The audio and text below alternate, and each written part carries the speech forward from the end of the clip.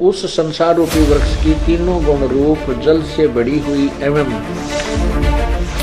विषय भोग रूप पोपलों वाली देव मनुष्य और तर्क आदि योनि रूप शाखाएं नीचे और ऊपर सर्वत्र फैली हुई हैं। मोकू कहाँ ढूंढ रे बंदे, मैं तो तेरे पास में। मोकू कहाँ ढूंढ रे बंदे, मैं तो तेरे पास में, मैं तो तेरे। गीता अध्याय नंबर 15 का मंत्र 2 देखो, श्लोक 2। ये 2। उस वृक्ष की तीनों गुण रूप जल से बड़ी हुई नहीं, तीनों गुण रूप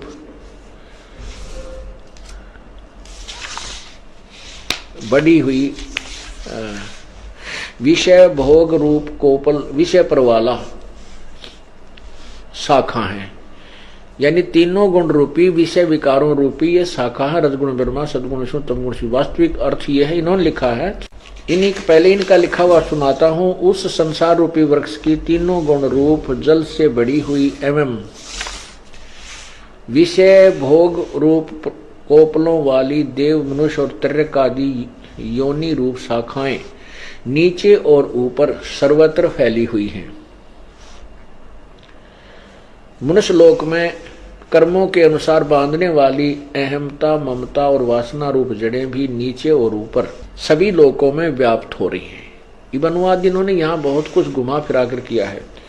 इसका सीधा सार्थ है कि ऊपर और नीचे ये तीनों गुण, रजगुण ब्रह्मा, सदगुण विष्णु, तमगुण शिवजी रूपी तीनों गुण रूप संसार रूपी वृक्ष की तीनों गुण रूप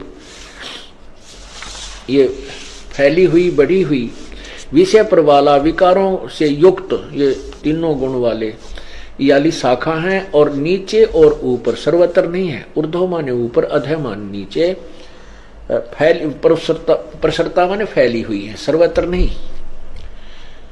ऊपर और नीचे क्यों कहा? क्योंकि ये एक ब्रह्मांड है। ये एक ब्रह्मांड का चित्र देखें, ये एक ब्रह्मांड का चित्र है और ये पृथ्वी लोक पर ज्ञान बोला जा रहा है। ये पृथ्वी लोक है, यहां पर ज्ञान बोला जा रहा है। ऊपर ये स्वर्ग है। इस ब्रह्मा विष्णु महेश, रजगुण ब्रह्मा, सदगुण विष्णु, तमगुण शिवजी यहाँ अपने अपनी राजधानियों में बैठ करके इन तीन लोक के, पाताल लोक, पृथ्वी लोक और स्वर्ग लोक के प्राणियों को प्रभावित रखते हैं, कंट्रोल करते हैं।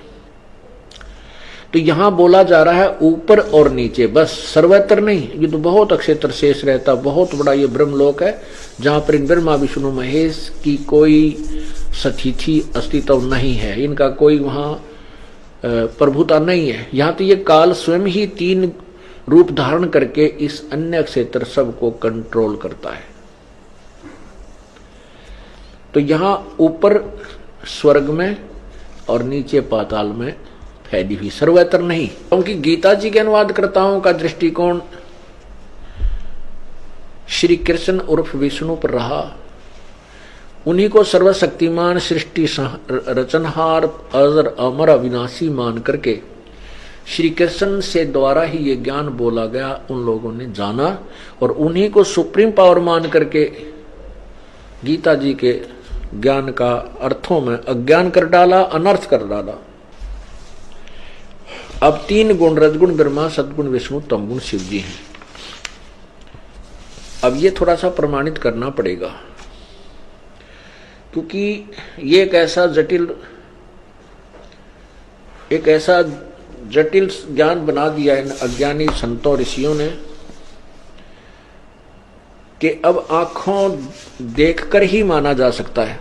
रजगुण ब्रह्मा है, सतगुण विष्णु, तमगुण शिवजी, ये हम आपको प्रमाणित करते हैं। कहां से? ये पढ़िएगा, श्रीमद देवी भागवत। यह अथ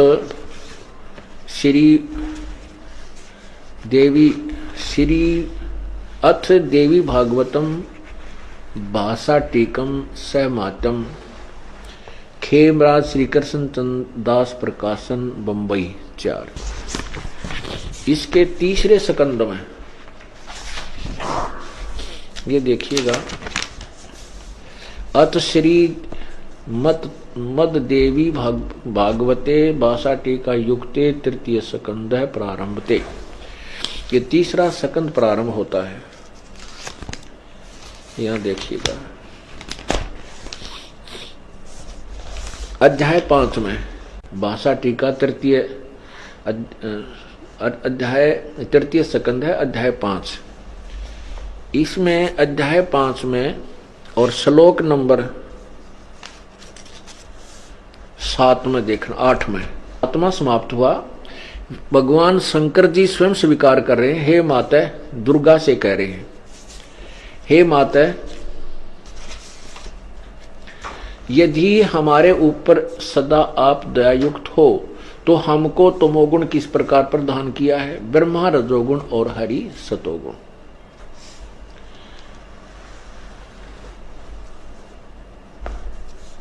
युक्त क्यों किया है? हाँ, युक्त किए हैं। युक्त किए, किस लिए युक्त किए हैं?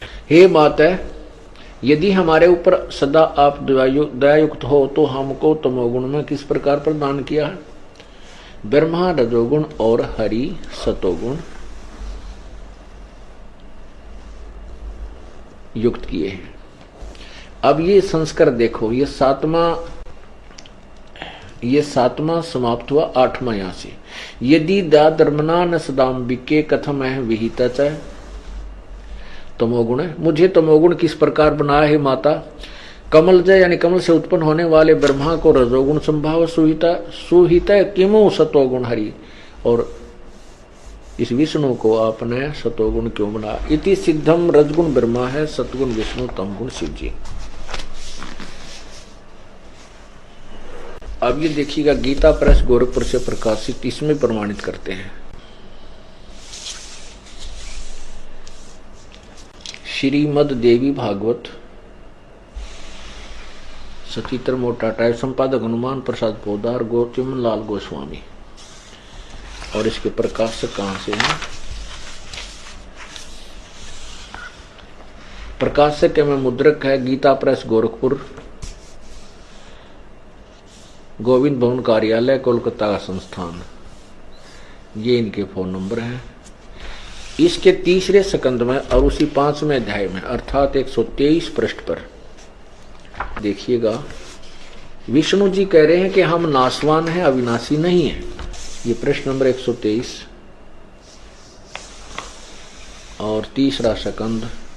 विष्णु जी दुर्गा की महिमा गाते हैं और अपनी सतीथि उनके सामने यथार्थ बता रहे हैं। तुम शुद्ध स्वरूपा हो, यह संसार, सारा संसार तुम ही से उद्भासित हो रहा है। मैं ब्रह्मा और शंकर, हम सभी तुम्हारी कृपा से विद्यमान हैं। हमारा आविर्भाव माने जन्म और तिरोभाव माने मृत्यु हुआ करता है। केवल तुम ही नित्य हो, जगत जननी हो, प्रकृति और सनातनी देवी हो। ये प्रकृति शब्द याद रखो, दुर्गा की का ही नाम है प्रकृति। अब शंकर भगवान कह रहा है, भगवान शंकर बोले, देवी यदि महाभाग विष्णु तुम्ही से प्रकट हुए हैं तो उनके बाद उत्पन्न होने वाले ब्रह्मा भी तुम्हारे ही बालक हुए। फिर मैं तमोगुणी लीला करने वाला शंकर क्या तुम्हारी संतान नहीं हुआ? अर्थात मुझे भी उत्पन्न करने वाली तुम ही हो।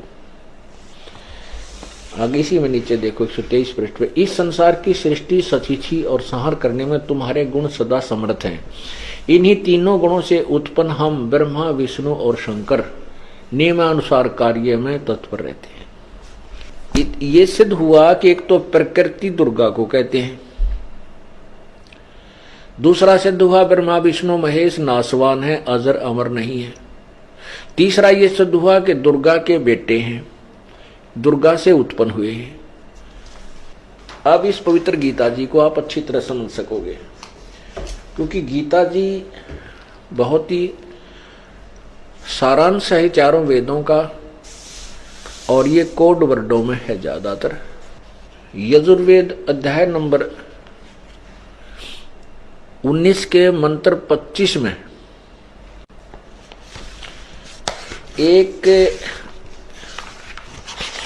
एक पॉइंट को, एक स्टेप को क्लियर करने के लिए ना जाने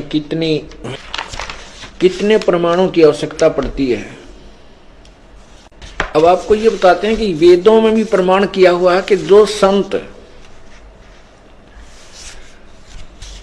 वेदों यानी सदग्रंथों के जो अधूरे वाक्यों को, जो कोड वर्डों को विस्तृत से समझाता है, वह तत्वदर्शी संत और जगत का उपकारक संत होता है। 19 के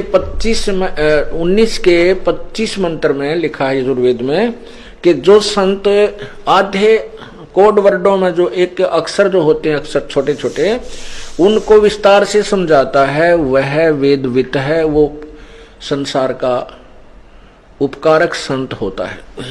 तो इस प्रकार जैसे ये कोड वर्ड हैं, हमने आपको समझा रहे हैं कि रजगुण ब्रह्मा है, सतगुण विष्णु, तमगुण शिव जी और प्रकृति दुर्गा को।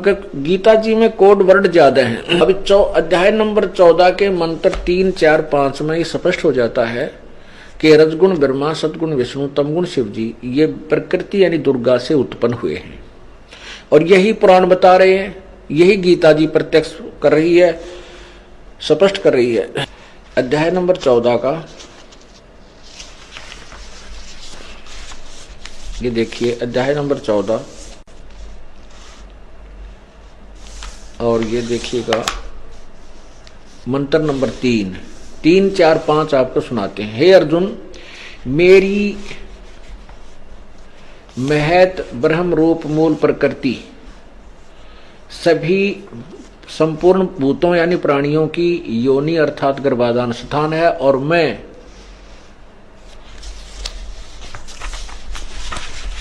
उस योनि में चेतन समुदाय रूप गर्भ को स्थापन करता हूं, तथा उससे वैसे उस जड़ चेतन संयोग से सब भूतों की यानी प्राणियों की उत्पत्ति होती है। 4 में कहा है, हे अर्जुन, नाना प्रकार की सब प्राणी योनियों में जितनी मूर्तियां और शरीरधारी प्राणी उत्पन्न होते हैं, प्रकृति, ये प्रकृति शब्द देखना, उन सब की गर्भ धारण करने वाली माता है, मैं बीज स्थापन करने वाला पिता हूं। अब 5 में स्पष्ट हो जाता है, हे अर्जुन, सतगुण, रजगुण और ब्रह्मा ये प्रकृति से उत्पन्न तीनों गुण अविनाशी जीवात्मा को शरीर में बांधते हैं, फंसा कर रखते हैं।